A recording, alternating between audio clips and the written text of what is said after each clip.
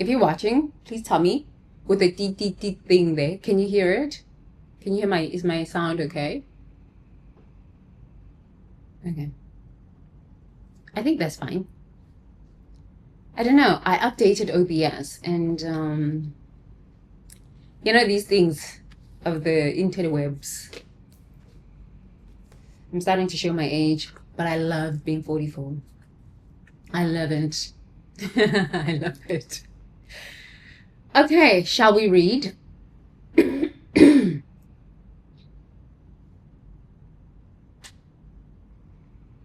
Let's not rush that. We just had, excuse me, we just had such a,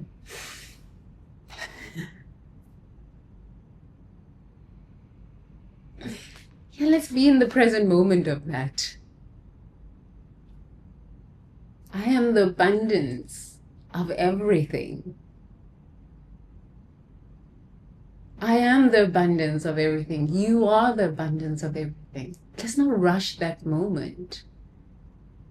That was a truthful moment.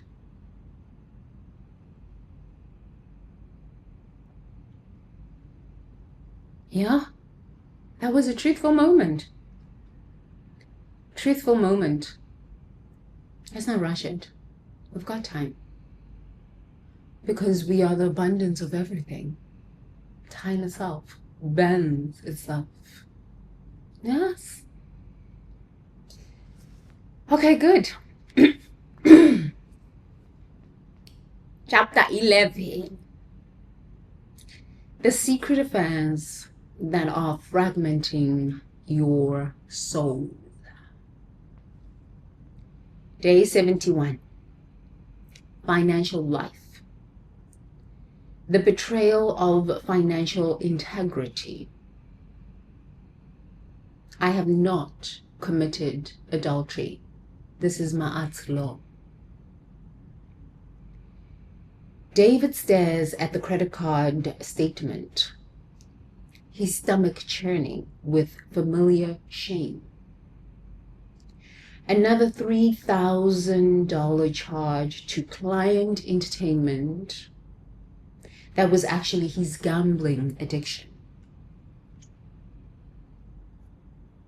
His wife, Jennifer, believes they're finally getting ahead financially, trusting his reports of increased revenue while he systematically betrays their shared financial covenant. Each fabricated expense report deepens the adultery of his relationship with money and truth.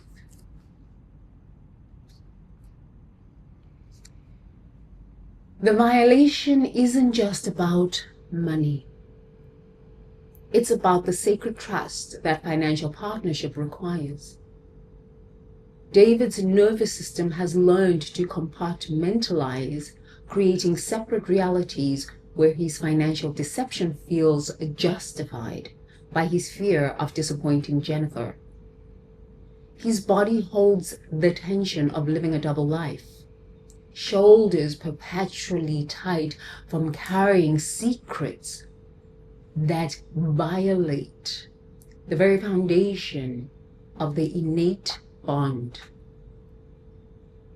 Financial adultery occurs when we betray the sacred trust of shared resources, whether through secret spending, hidden debts, or dishonest financial reporting.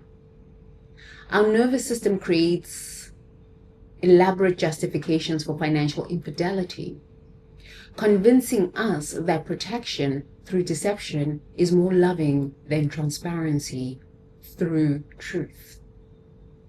Embodiment practice. Place one hand on your heart and one on your solar plex. Breathe into the space between them, between the heart and the solar plex, and ask, where do I betray financial trust with myself or others?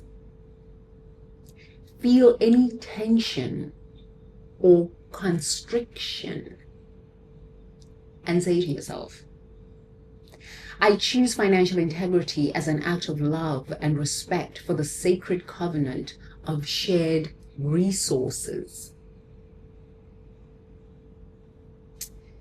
You know, money and body, money and body, money and body, yo, these ones hit home.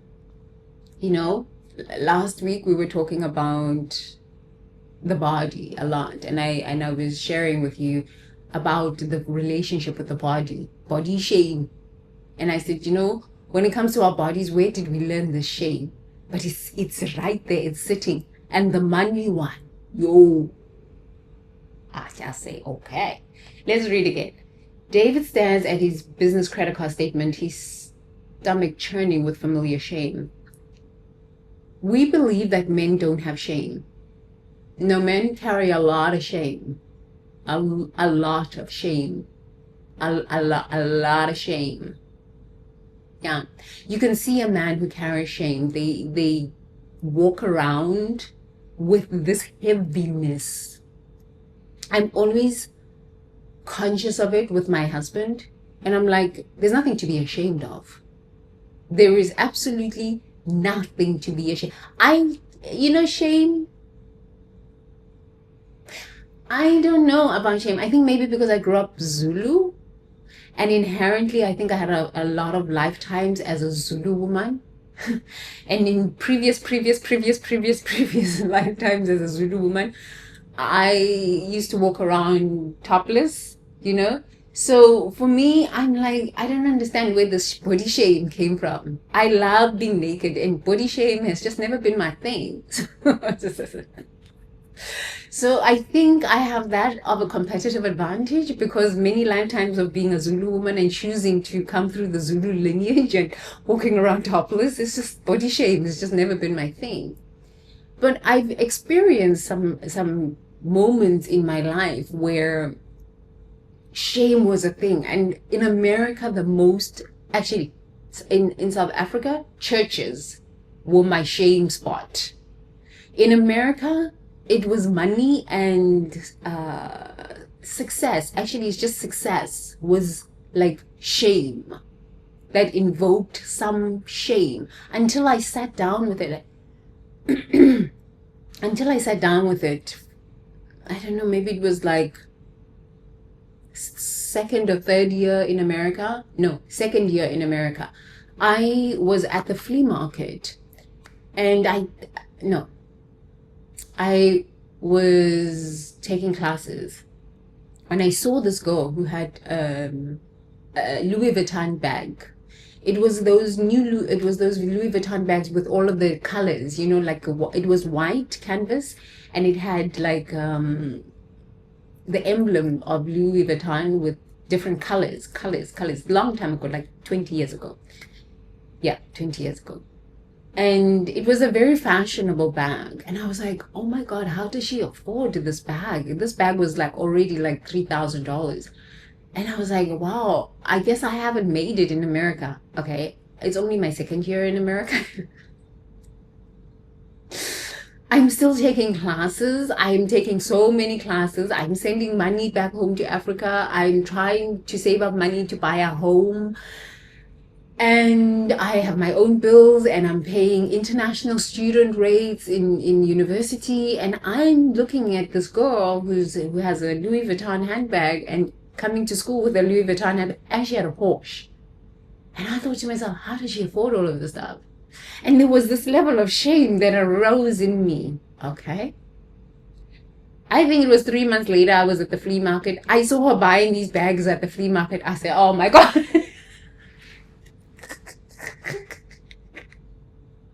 Instead of waking up and asking her and saying, how do you afford this stuff? I didn't ask her this question. It wasn't jealousy. It was shame of not being successful. Not being successful in America. I said, okay. And 3 months later, I was at the flea market, and I saw her at the flea market buying these bags. I thought, oh, okay. So this is where they buy the bags from. That released the shame. It kind of like, the shame kind of like Because I was like, oh, I don't really know where people get their money from. It turns out it was her mother's car. Yeah, so that kind of released my shame. But men experience a lot of shame, and as women, we believe at times that we are the only ones that experience shame. No, men experience a lot of shame. It just shows up differently. It shows up differently in how they walk. It shows up differently in how they engage. A lot of men will usually numb out if they feel financially financially behind. They'll numb out, or they'll start drinking, and this is when we have the wars in our relationship. They will start gambling, like David. Another $3,000 charged to client entertainment. That was actually his gambling addiction. His wife Jennifer believes they're finally getting ahead, trusting his reports of increased revenue while he systematically betrays their shared financial covenant. Every man wants to feel like they're a great provider, protector, and penetrator. This is the nature of men. Oh, you're so vulgar. I worked on Wall Street. This is what they say. But it's true. Every man wants to feel like they're the best in bed. It's first chakra. First chakra. Okay? They are the best in bed. They are the best providers, and they are the best protectors. But honestly, truthfully, it's a societal programming. Okay, yes, divinity, God, this thing called life, has created men's bodies to be able to provide you with sperm as a woman, has made men's bodies a lot stronger than us females, a lot tougher, bigger built.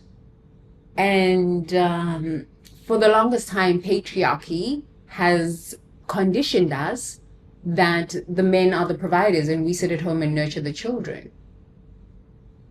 Okay? This is a programming. And we've all kind of fallen in line with this programming. This has been the truth for thousands of years. Thousands of years. So when a man does not live up to that societal programming, genetic DNA programming, he absolutely feels like a waste of human life. This is when they start the gamblings. I used to see them a lot in Vegas. They would just be sitting there, poker tables. But honestly, you can't knock it, because that man is probably just trying to feed his family. But the likelihood of actually being successful is 0 to none. Maybe he'll be successful for a little while, but I don't really believe that you can win at the house. The house always wins.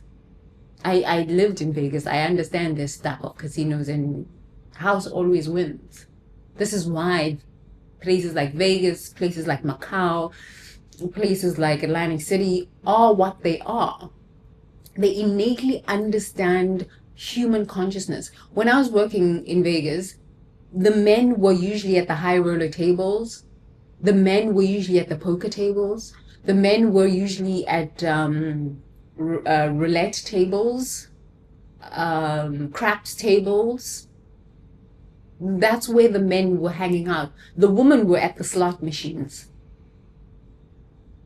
The women were at the slot machines.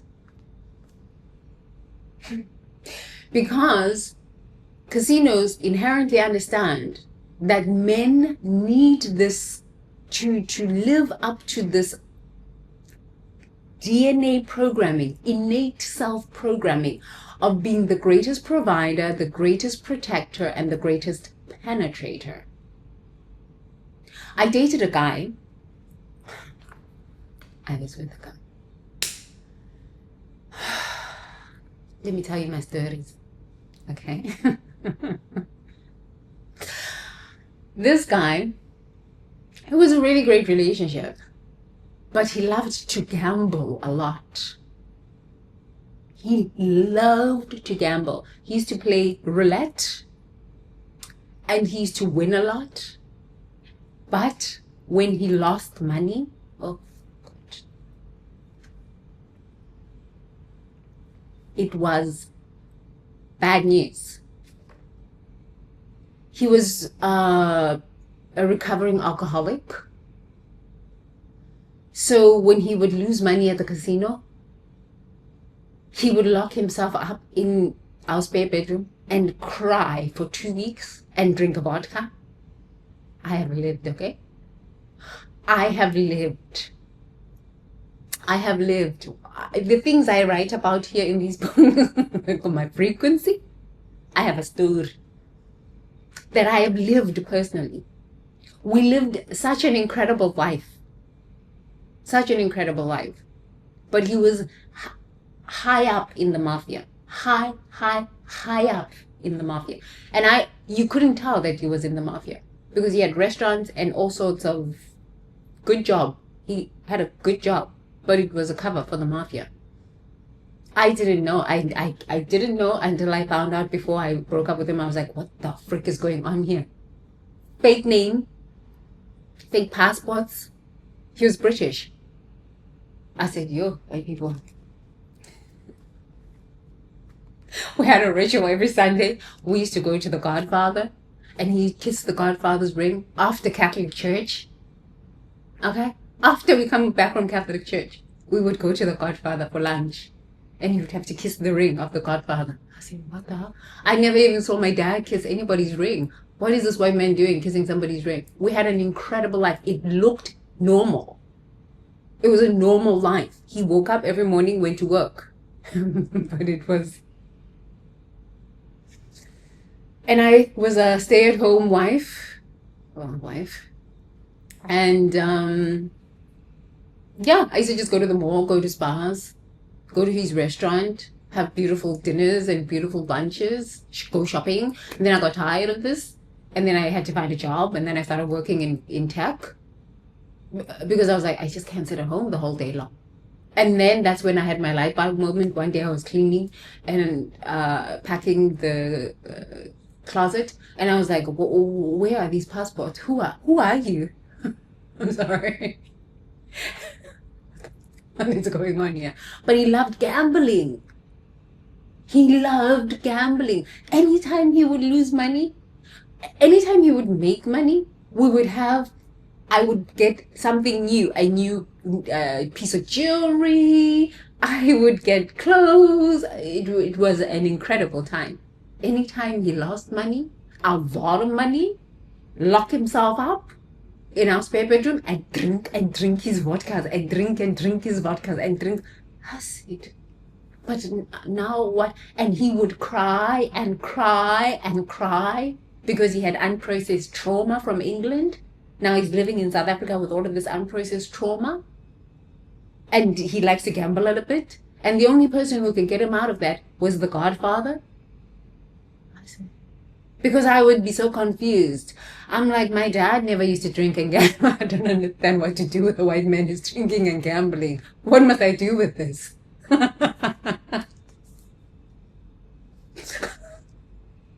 I've lived.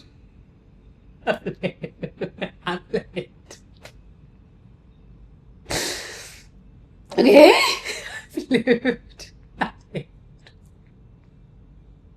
I've lived. So each fabricated expense report deepens the adultery of his relationship with money and truth. You know, after a few times of this, I said, I better damn get a job because this man is unstable. I mean, I'm living a really great life, but I don't know. My dad never was a gambler. So I think I better get a job. I found a job at a tech firm and I was working on facial biometrics and fingerprinting biometrics, and I used to sell that to the governments in South Africa.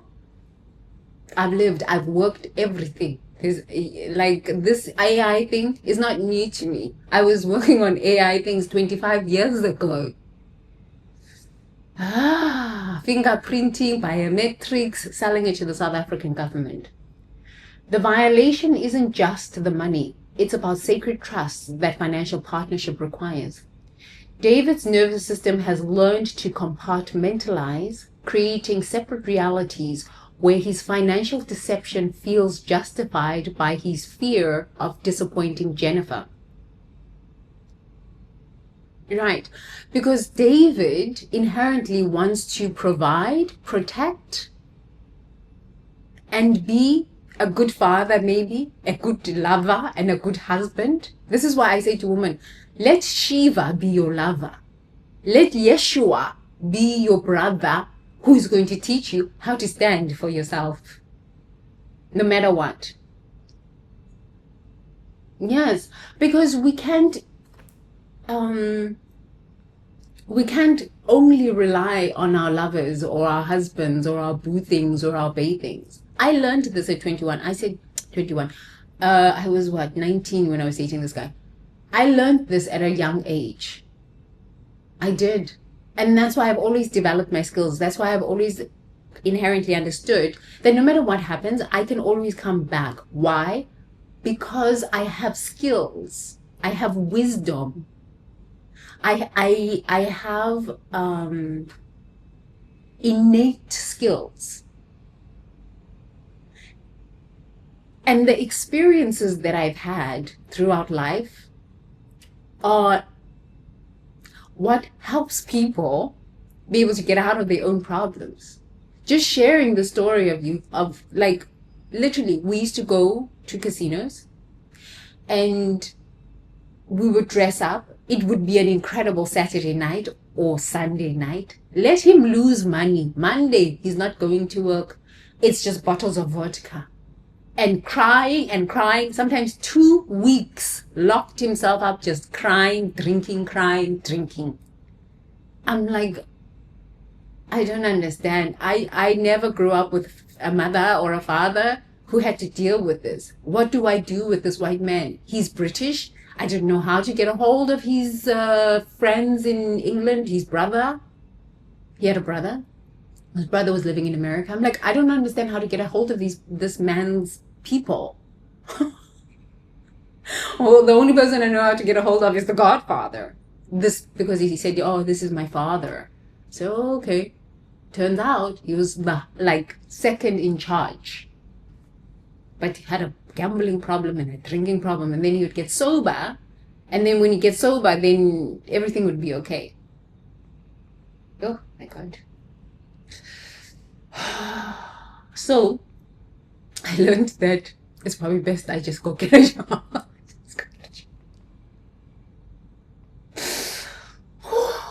His body holds tension of living a double life, shoulders perpetually tight by carrying secrets that violate the very foundation of the intimate bond. If your boo thing is holding secrets, your husband, your lover, is holding men and money. It is a thing. You know, as women, we can cry and be like, oh, I just need to get a job. But men and money, it's a very heavy relationship. It's a very sensitive relationship. Because you're touching at the root chakra. And that is for us, our root chakra brings life. For men, it gives life. But we bring the life. So you're touching at a very, very sensitive topic. And I'm not really sure who told men that we cannot have these kinds of conversations. And, but because they don't even talk to their friends about these sorts of things, because they're competing with these friends about these things like, yo, bro, I got more money than you. And sometimes as women, we don't want to talk about these things because then we don't want to embarrass our spouses or our husbands or our boo things. No, you got to have these conversations. I have honest conversations with my husband about money. Because after that relationship, I say, oh my God, oh my goodness. Oh my God.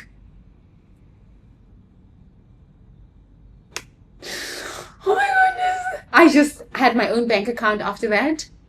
I separated everything for myself, and I realized that this man was in a deep cycle of addiction. If it wasn't the alcohol, it was the gambling and the lies. The lies. I couldn't do it. I gave him back his ring. I said, I'm sorry. It was a big ass ring too. I said, I'm so sorry, but like, here's your ring. I can't do this. I never grew up in a family with gamblers. My dad never gambled. My dad never drank himself into oblivion, locked himself up in a room and cried. So I'm sorry, but I don't know how to deal with this. I'm so sorry. I don't see myself being married to you for another 50 years with this gambling addiction and this drinking addiction. I don't see this for myself. I'm sorry. I'm sorry. I'm sorry. Here's your ring back. Please. I'm so sorry. I gotta go. I gotta go. Turns out that I then land in Vegas, where I am now surrounded by so many men and women who are just sitting at the slots machine, smoking a cigarette with an oxygen tank. I'm like, this is so bizarre. So we've got to look at the energy underneath addiction.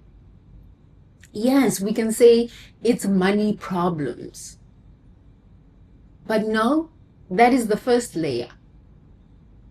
The truth of the energy underneath this addiction of gambling is poverty consciousness, lack consciousness. Lack consciousness. And the medicine for lack consciousness is, I am the abundance of everything. Because this is the truth. There is more than enough oxygen on planet Earth. And when oxygen goes to the brain, and then you move, awareness, different ideas come about. Your brain gets access to different ideas because there's oxygen going to the brain. And so the brain now has a wider awareness besides the pain that you were living through, and the solution being shortcut, gamble, or crypto, or stock market, or some kind of quick fix, because quick fixes don't inherently fix the trauma, number one, the nervous system, how the nervous system responded to the trauma. So this guy grew up in a very, very toxic home, very abusive father, and father was an alcoholic, mother was also an alcoholic, a lot of trauma from England, and then had a lot of drinking problems because he grew up in a family with addiction, and then moved to South Africa and tried to start a new life. But he would be okay, and then he would fall off, okay, and then fall off, okay, and then fall off. And how he ended up in these mafia business things was because he was in rehab and somebody helped him in rehab, but that's how he sold his soul. That's how they got him for life. So you don't know how, when you don't work on your addictions, you don't work on your traumas, how the decisions that are based on trauma can land you in a predicament where your whole life now is controlled by an organization or controlled by your secrets. I said, oh, no, I'm so sorry. I love you with your beautiful blonde hair and your beautiful blue eyes, but this is too much for me. I'm so sorry. It's too much for me with your beautiful abs. I am so sorry, but it is too much for me. I'm sorry. Here's your ring back. Thank you. Go back. I got to go. I can't. I can't. But we don't have these conversations. Nor do they have these conversations in America. Nor do they have these conversations in Macau. It's not sexy to have these kinds of conversations.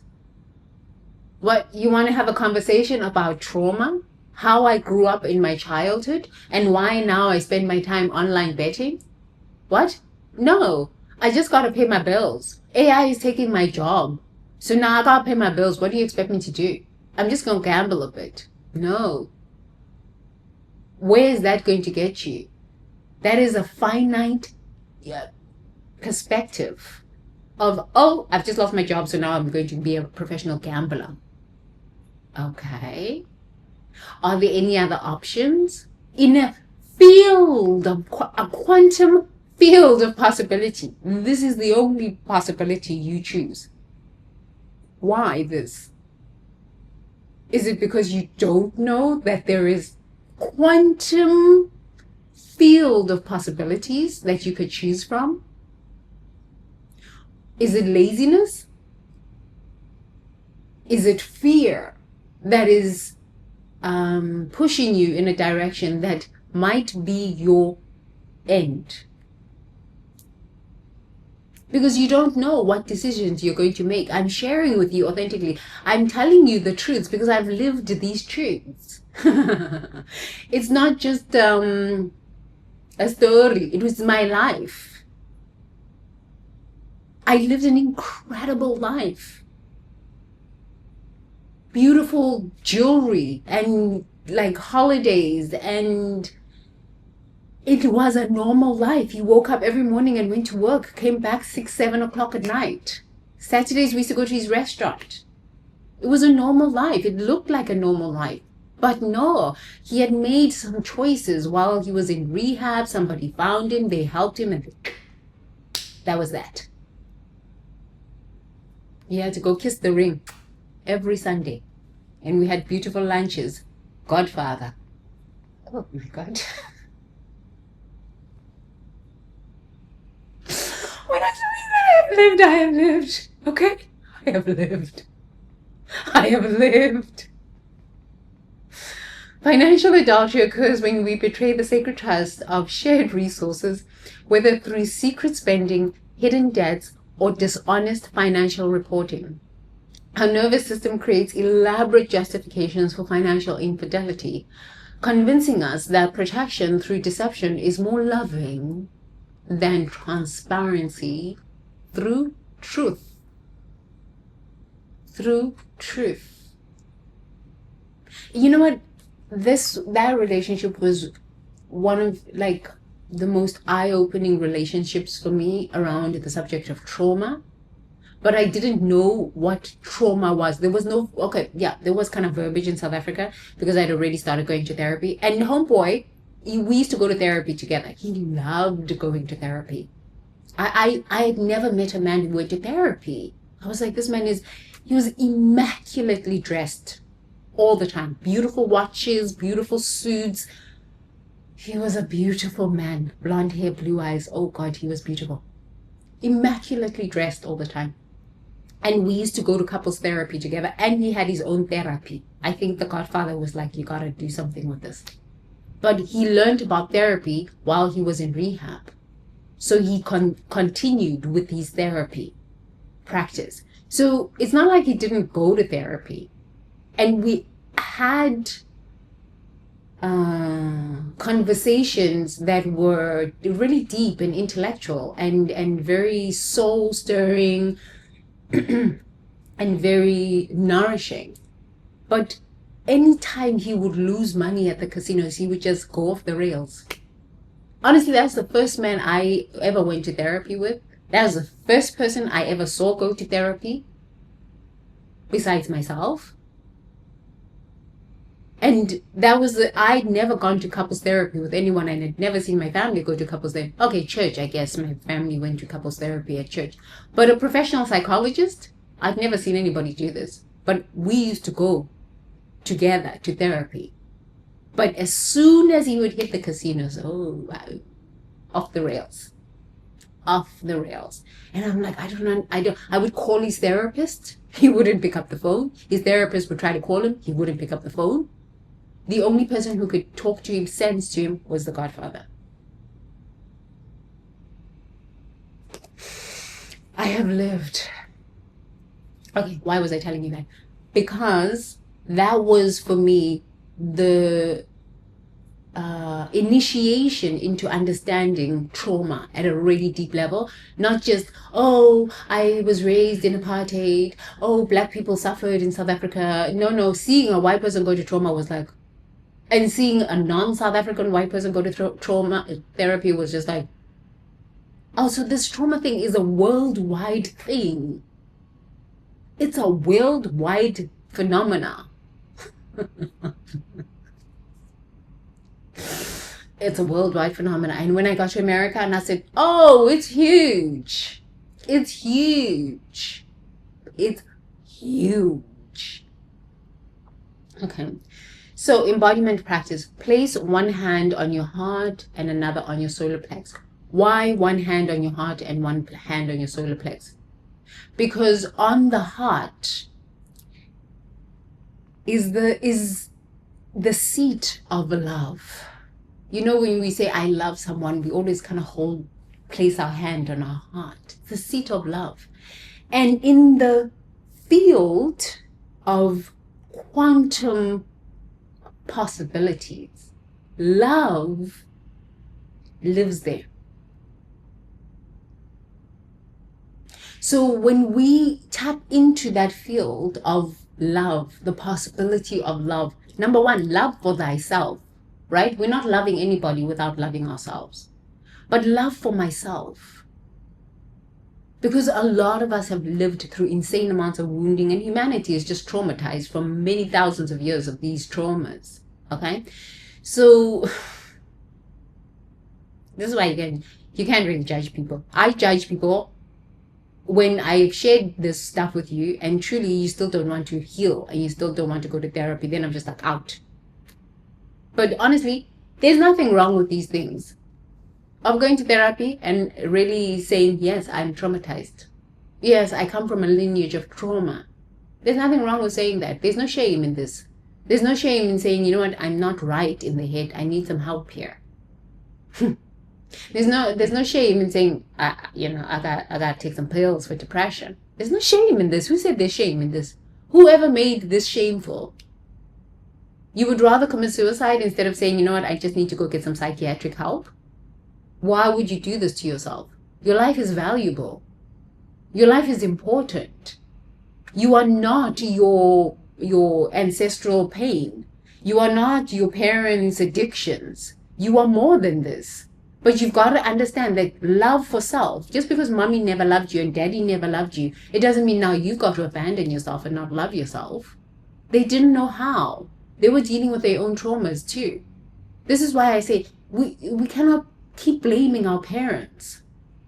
There comes a time when we have to take responsibility. Okay, my parents never loved me. My family never loved me. Okay, got it. What am I going to do about this? And am I going to keep living my life with mommy never loved me, daddy never loved me, and not healing? No, if we don't heal, we're susceptible to being manipulated. If we don't heal, we're susceptible to a lot more bad choices in our life. Bad choices. Trauma-based choices that are not good for us. But then when you just say, you know what, I'm going to work on this stuff. Daddy never loved me. Mommy never loved me. I'm going to take responsibility. I am going to be a sovereign being and I'm going to take responsibility for this. I'm going to work on this. Okay. First, I'm going to love myself. I'm going to love myself. So as David would put his hand on his heart, it connects him to the potentiality of love which exists in the field. It's in the quantum field. It is a quality of God consciousness. Love is a quality of God consciousness. He would connect himself to that quality of God consciousness. Okay, let's finish and then I'll tell you something. As he connects himself to that quality of God consciousness that lives, that exists in the field, he would then ask himself, if I truly loved myself, And this idea called life, this idea called God, this idea called the universe, source, loved itself so much that it created me. And now I choose from that truth, that wisdom. Oh, I'm going to love myself now. Okay? If I love myself, hand on solar plex, would I go out to the casinos to go gamble, knowing that truly I don't have this, I can't afford to lose this money? Would I turn on sports betting? Would I turn on online gambling on my phone or, on my computer? Would I do that to myself if I truly loved myself? Because I know that the consequences of that, if I lose money, the consequences of that is I might lose Jennifer as my beautiful wife. I might lose my job for telling lies on my credit card statement.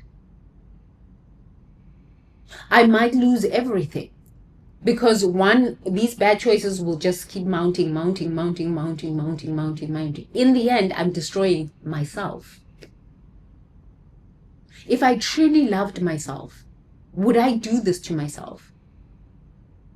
When you completely disconnected from yourself, which a lot of men are very disconnected from their bodies. And I think it's on purpose, right? So if you're disconnected from your body, you can't even, putting your hands on your heart is like, okay, that's such a girly thing. Oh. That's such a girly thing. No, it's not. You are actually having a conversation with the truth of your being. You are created from love. You are not your mother and your father's product. You come from life, from the love of the universe. You didn't just land here on planet Earth by mistake. No, you are here as a soul with the body. So as you touch your heart, it connects you to your soul. Your soul is in concert with God consciousness. Your soul is in concert with the universal plan for life and life more abundantly. Life and life more abundantly. So as you touch your heart, you connect with your soul, your higher self, the truth of life, life more abundantly. So now you can ask yourself, okay, I come from this abundance of life. We cannot count the stars. We cannot count the galaxies. We're finding more and more planets. The truth is there is abundance. Okay? So if this is the truth of my being, and I come from this level of love and abundance in the field of infinite potentiality, when I choose this, to make this choice, solar plex, and open up my computer and start gambling, open up my computer and start sports betting, go drive myself to the casino, am I choosing the highest choice? Because honestly, maybe I don't really have the money to gamble. And if I lose this money, it's going to be a shit shy. Shit shy. But most of us don't sit long enough and ask these sorts of questions.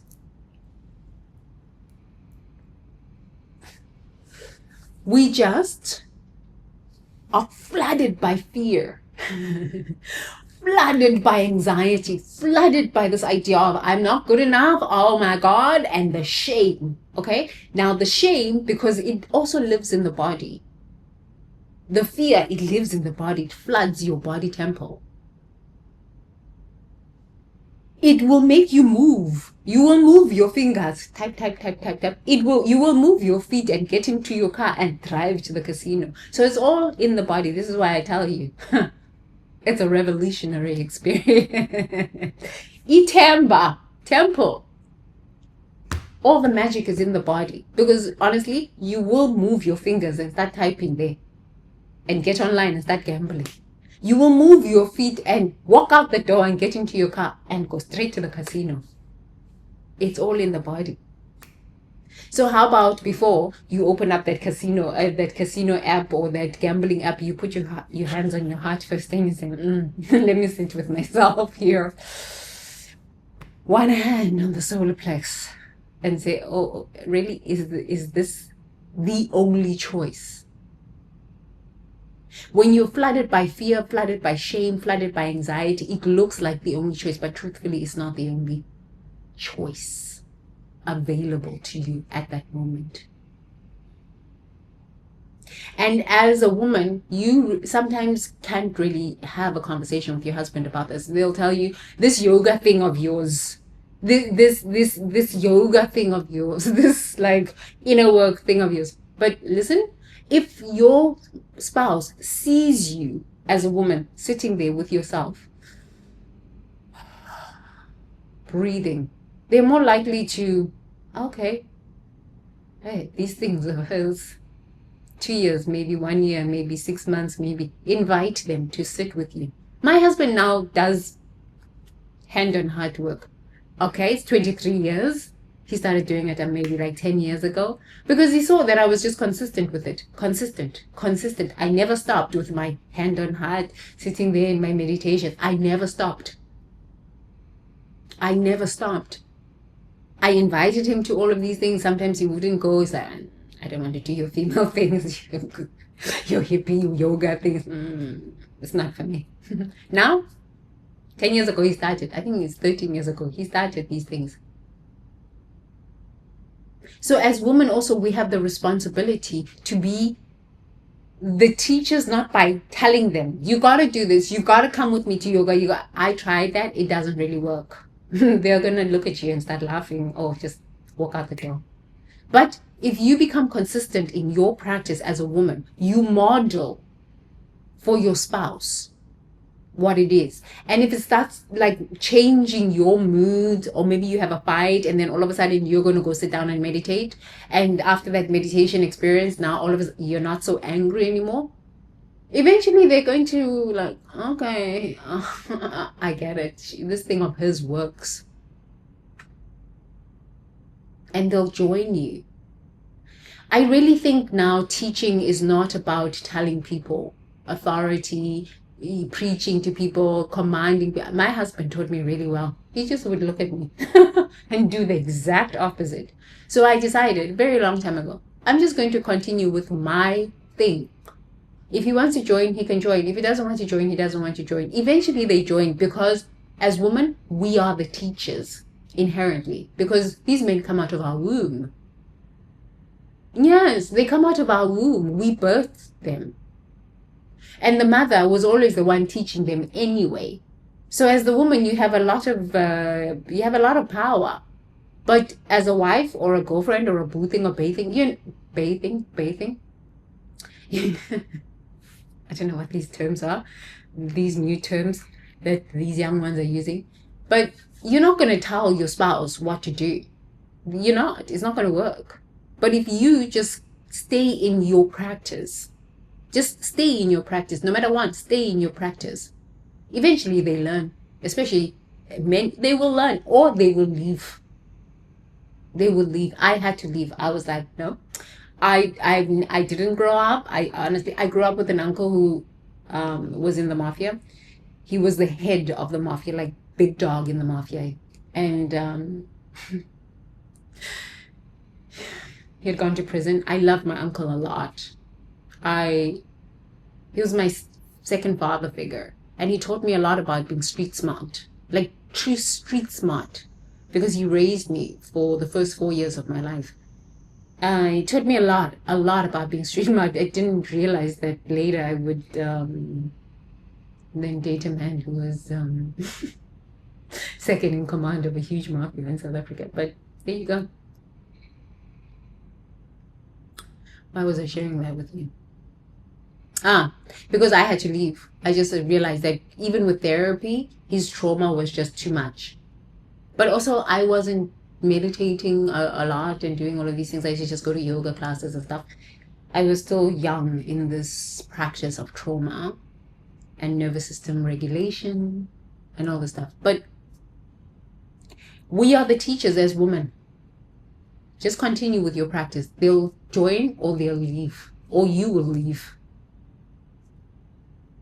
There's a lot of shame around money, body, success, especially in America. But also in South Africa, it's a thing now. Shame. It's the shame that is going to destroy you. It's the fear of losing jobs to AI. It's the fear of losing, it's the fear of loss that's going to spiral you out. So before you make a decision in a sea of infinite choices or perceived limited choices, take 5 minutes, hand on heart.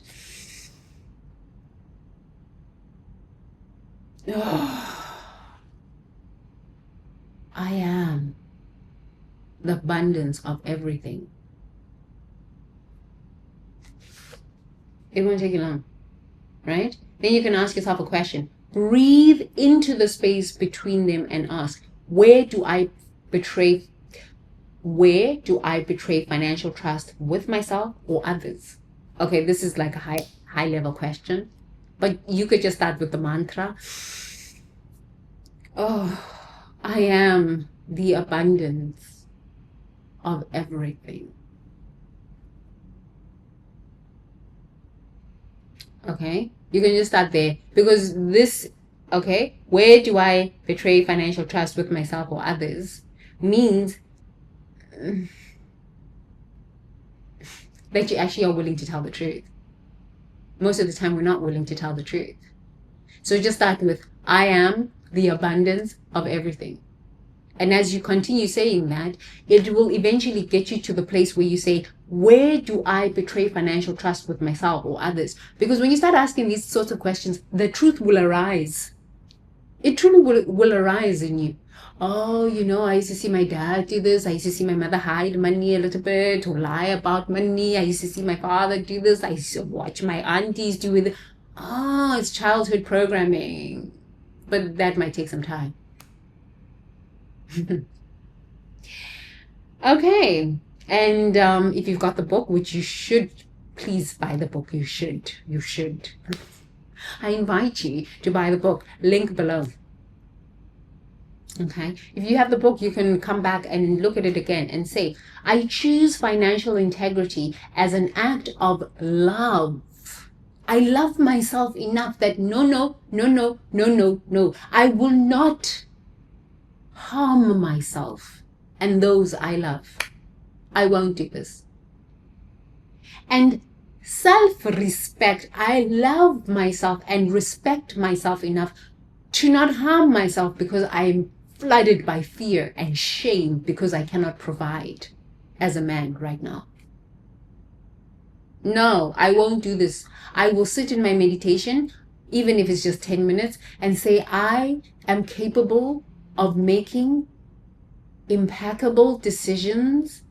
I need to see the choices. Brain, heart, if you refer to God, the universe, show me the choices. Show me. Let me see the choices so that I can make an informed, impeccable decision in a sea of choices. Because honestly, when you're flooded by shame and fear and anxiety, you don't see any choices. All you see is like, oh my God, problems. But you don't see any choices. You don't. And then say to yourself, I choose financial integrity as an act of love and self-respect for the sacred covenant of shared resources. There's nothing wrong with all of the stuff. There's nothing wrong with the financial shame, money shame. There's nothing wrong with this. Stop shaming yourself. Honestly, just stop shaming yourself. Honestly, stop shaming yourself. Stop hiding. And stop shaming yourself, because if you stop shaming yourself, then you can actually get help. Then you can actually change it. But if you keep shaming yourself, you spiral.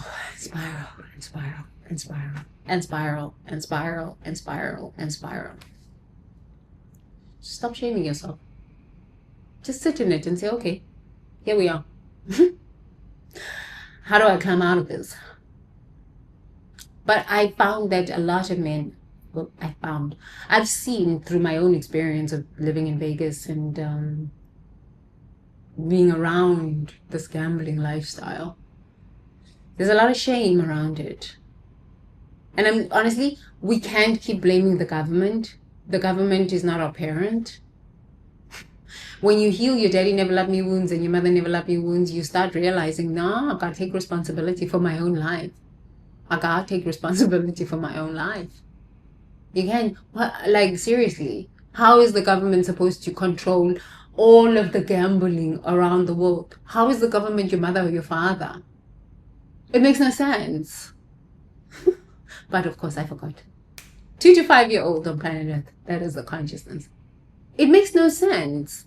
Because, you know what? When a person wants to gamble, they will gamble. They will just put VPN and then log into Macau, all the way from Idaho. They will just put a VPN and log in all the way to Macau, or log in all the way to Korea and start with the gambling there. So how is the government going to stop you from gambling from all the way from South Africa gambling into Macau? How is the government going to stop you there? Now you want to get Interpol involved? Now world governments must now police your inability to look at your own nervous system? Huh? I'm sorry, this is your shame. It lives in your body. Your fear, it lives in your body. Why now must the government come and police you?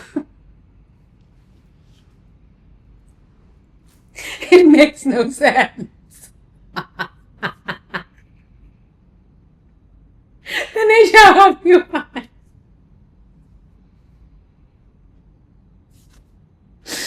Oh my God, Tanisha, help you.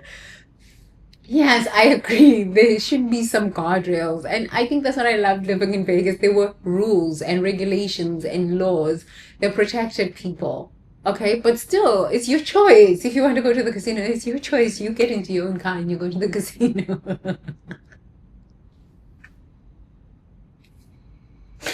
Manisha, you man, it's so funny. It's your choice. You made the choice based on what? Your shame that lives where? In your body. You made the choice based on what? Your anxiety and your fear that lives where? In your body. Right? And when we start becoming when we start taking this level of self-responsibility, we grow up, we start maturing. I am the one that is going to open up my phone and download the app for gambling. Right? I'm going to do this. Right? I am the one that's going to log on to online and start poker playing, video game playing, whatever I'm going to do, and put my credit card there. So where's the government here? Why are we parentifying the government? But then when the government imposes laws, no, the government should not be in my business. They should not be in my business. What are they doing in my business? So what do you want? You want the government to only protect you when you want to harm yourself? What do you want? This is why I keep saying 2 to 5 year old children having children on planet Earth. Because when you don't want to be policed, you don't want the government to put laws.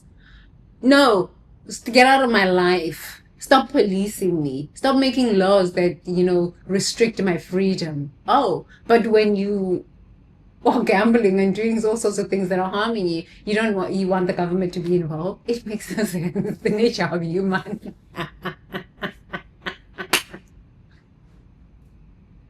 You gotta laugh at yourself, okay? When you laugh at yourself and you laugh at the conversations that are going on in your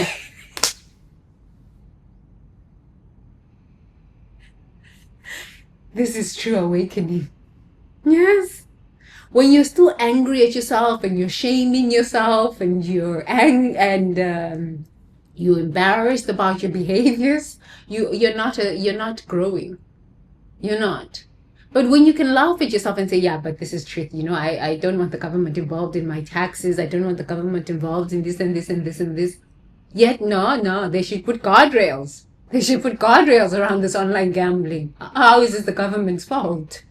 Who told you to go to these online gambling sites? You did it, right?